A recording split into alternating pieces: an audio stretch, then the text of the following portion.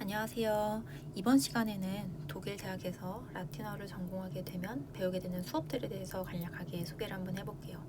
우선 독일 대학에서 라틴어를 전공하려면 국가시험을 통과한 상태여야겠죠. 그래서 입학 전에 필수로 취득하셔야 되는 게 바로 작은 라틴어입니다. 그래서 이 시험은 입학 전에 취득을 하셔야지 이 학과에서 공부하실 수 있어요.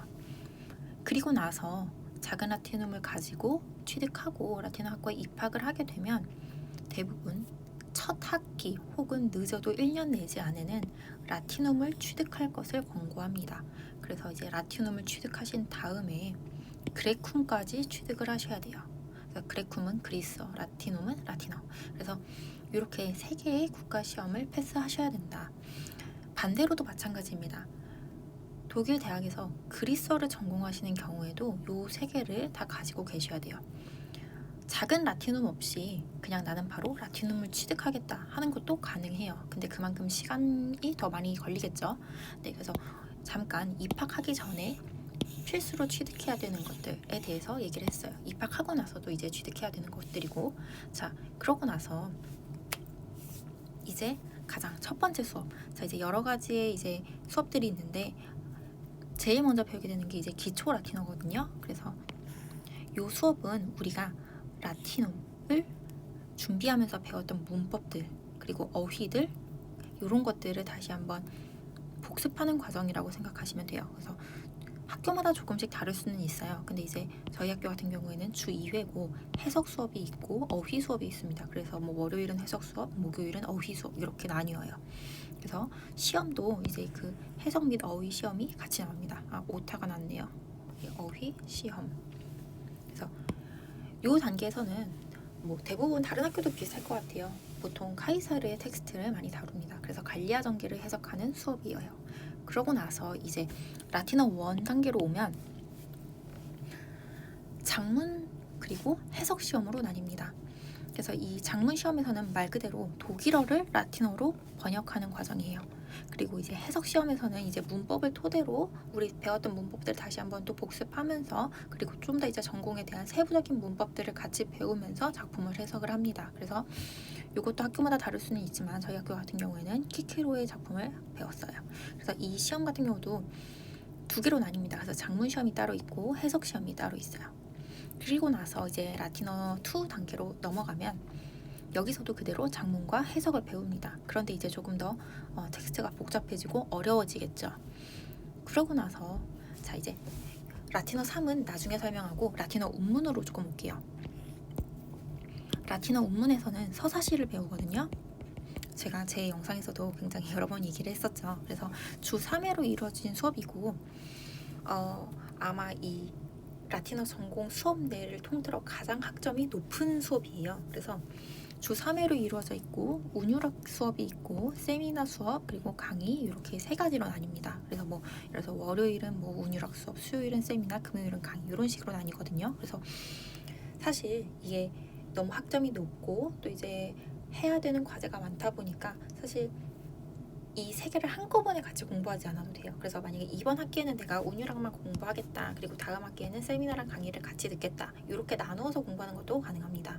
그래서 이 라틴어 운문 수업에서는 베르길리우스의 아이네스. 사실 이게 뭐 로마 건국과도 관련된 내용을 담고 있는 이야기라 좀 더 의미가 있겠죠. 네, 그래서 그리고 이게 또 굉장히 방대한 양의 서사시예요. 그래서 1권에서부터 12권까지 총 12권으로 이루어져 있거든요. 그래서 이 시험에서는 정말 이제 이 사람의 라틴어에 대한 능력을 내가 여기서 완전히 다 평가하겠다라는 시험이에요. 그래서 뭐 당연히 이제 우리 앞에 라틴음, 작은 라틴음, 뭐 라틴음, 그레콤 이런 국가 시험에서는 사전 사용하는 게 가능했어요. 근데 이 기초 라틴어 요 수업부터는 우리는 이제 더 이상 사전을 사용할 수가 없습니다. 모든 단어들을 우리가 암기하고 있어야 돼요. 그래서 이 라틴어 운문 수업에서 있는 시험도 이 번역 시험은 이제 우리가 손으로 필기하면서 답안을 써서 제출하는 시험이 아니고 구두 시험. 그래서 교수들 앞에서 이제 받은 텍스트를 그 자리에서 바로 준비 시간도 거의 주지 않아요. 한 1분 정도 주나. 그래서 이제 한 텍스트를 받고 이제 구두로 이제 그 텍스트를 해석하고 이제 질의응답하는 시험입니다. 그래서 이제 이 시험에서는 사실 라틴어 원문에서만 원문에 대해서만 배우는 건 아니고요. 그리스 서사시도 같이 배우고 현대 서사시도 같이 배웁니다. 그래서 저 같은 경우에는 이번 학기 때 베르길리우스의 아이네이스를 배우면서 그와 동시에 호메로스의 일리아스 그리고 현대 서사시로 유명한 그 톨킨의 반지의 제왕 이렇게 세 가지 작품을 함께 다뤘어요.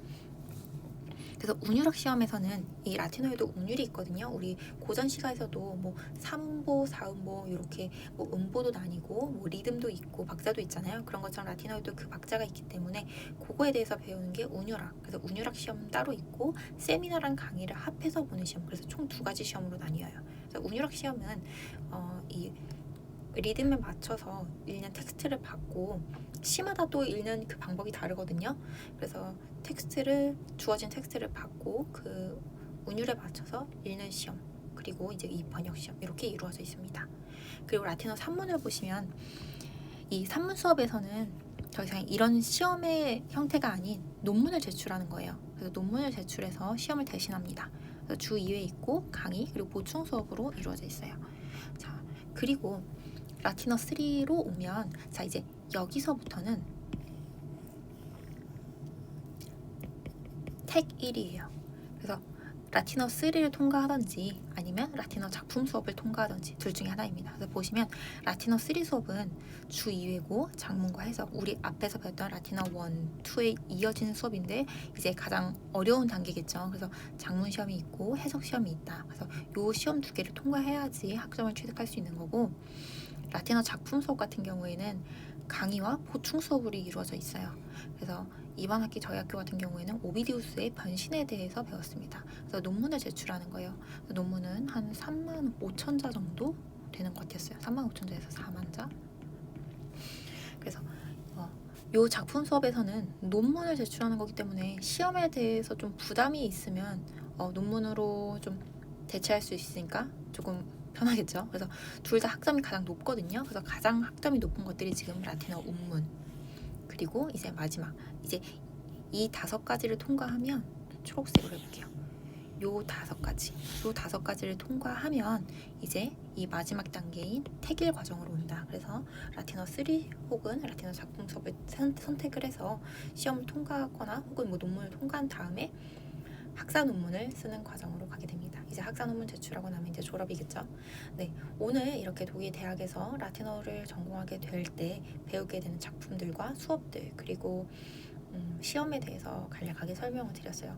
이 경우는 그리스어를 전공할 때도 동일하게 적용이 됩니다. 그래서 그리스어 같은 경우에도 똑같이 이제 기초 그리스어, 그리스어 1, 2, 3 이렇게 있고 그리스어 작품, 그리스어 산문, 운문 이렇게 나뉘어져 있어요. 자, 그리스어를 전공하시는 경우에도 작은 라틴음은 필수입니다. 그래서 이 작은 라틴음이 있어야지 그리스어도 전공을 할 수 있어요. 그리고 그리스어 전공에 이제 들어가고 나서도 라틴음이랑 그레쿰은 취득을 하셔야 됩니다. 네, 오늘 이렇게 그리스어랑 라틴어를 전공할 때 배우게 되는 수업들 그리고 시험들에 대해서 얘기를 해봤어요. 관심 있는 분들께는 조금 도움이 되셨으면 좋겠네요. 네, 감사합니다.